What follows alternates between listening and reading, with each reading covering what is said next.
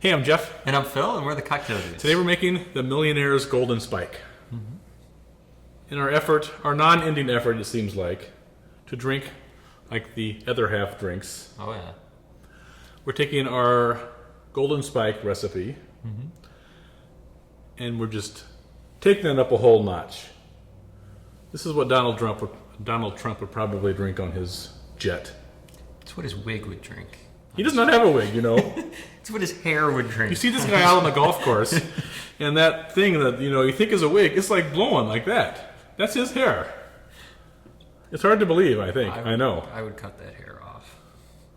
No, because that's like... that's his trademark. That's his trademark, exactly. I wonder if he has that trademark. It's like Conan Can O'Brien. you trademark hair? Conan O'Brien did.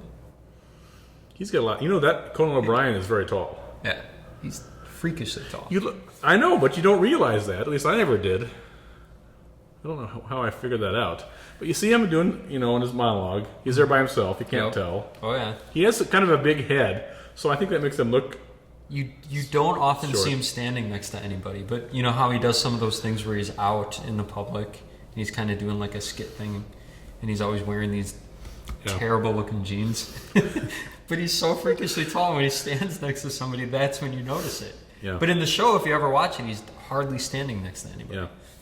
He is funny. He is hilarious. Yeah. Anyway. Yeah, but his hair is trademarked. He uses hair on everything. Also, he's Irish, right? Yeah, he is. So you think he's like a leprechaun, and they're always kind of short.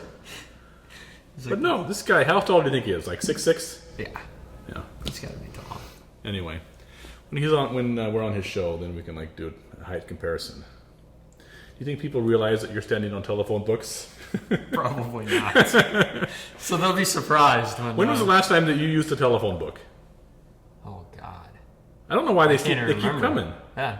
I put them right in the recycling. Yep. You just Google it, right? You want a phone number, you Yeah. type it in. Yeah. I don't know when these businesses are going to figure out that no one's using the yellow pages anymore. They're wasting so much money on those ads Okay, so look at our Golden Spike. That kind of tells you how we invented that drink and blah, blah, blah. It's kind of our take on the rusty nail. Yep. And we named it the Golden Spike because of the grand golden spike, the big nail that joined the Transcontinental Railroad, joining the eastbound Central Pacific and the westbound Union Pacific. And that was a great feat, In the 19th century, that was like the biggest feat of human accomplishment since, building the Erie Canal. So we're not really commemorating that other than using the nail bit, right? Because it's like a rusty nail. Well, when they built the Erie Canal, it was built on whiskey.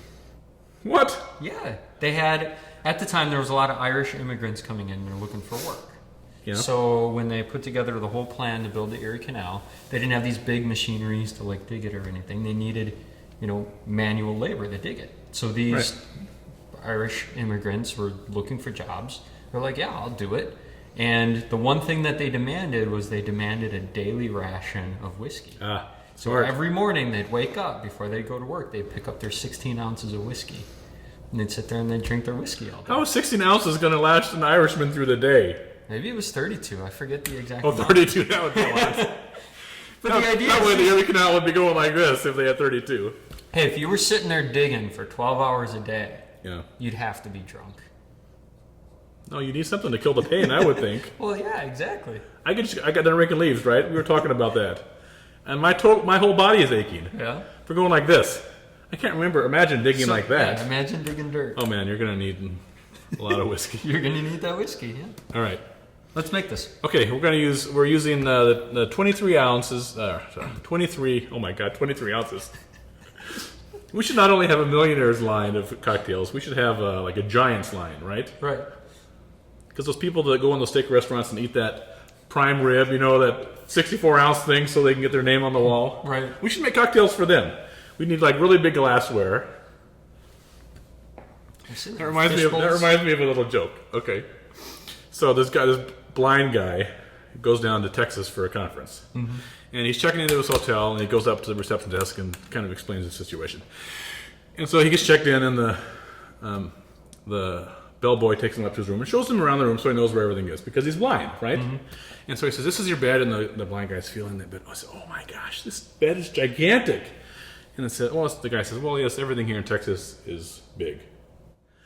So he gets checked, he gets settled, and he goes down to the bar and he orders a beer. And they bring him the beer, and he's filling this mug, and it's just like this big. He says, oh my God, this mug of beer is gigantic.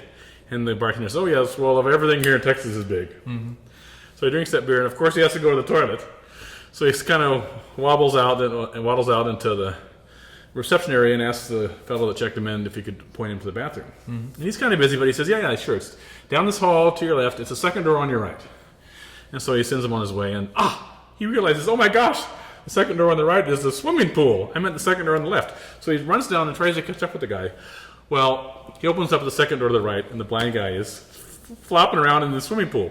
And the receptionist says, are you all right? And the blind guy says, whatever you do, don't flush. That's pretty good. I know, it is pretty good, isn't it? You were thinking it was going to be a nasty joke, weren't you? I was waiting for it. I know. No. Our friend Pam told me that. You know Pam? Yeah, I know Pam. That Pam. Okay. We better make this drink. We're using 23-year-old Pappy Van Winkle's bourbon, but only 2 ounces. All right. Thought maybe you got that off of Faulty Towers. I'm going to contaminate our bourbon by coughing in it. That would have been a good Faulty Towers episode. Have you been watching that? Yeah. Good. Manuel! That is so hilarious. Next, I'm going to loan you The Vicar of Dibley. Yeah, that's another British sitcom that is like, it cracks you up, so you have to go to the bathroom almost. Now we're using 1 ounce of yellow chartreuse, and we're using, instead of common yellow chartreuse, we're using their VEP. They're exceptionally aged, which is at least 8 years, so I don't know.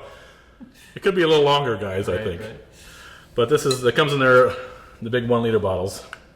So we're doing 1 ounce of that. Because this is what millionaires drink. This is what Donald Trump probably brushes his teeth with at night. Right. I would think. Maybe he waxes his hair with it. All right. That makes sense. 1 ice cube. 1 ice cube. And we're going to put a kaffir lime leaf in to decorate it and give it that little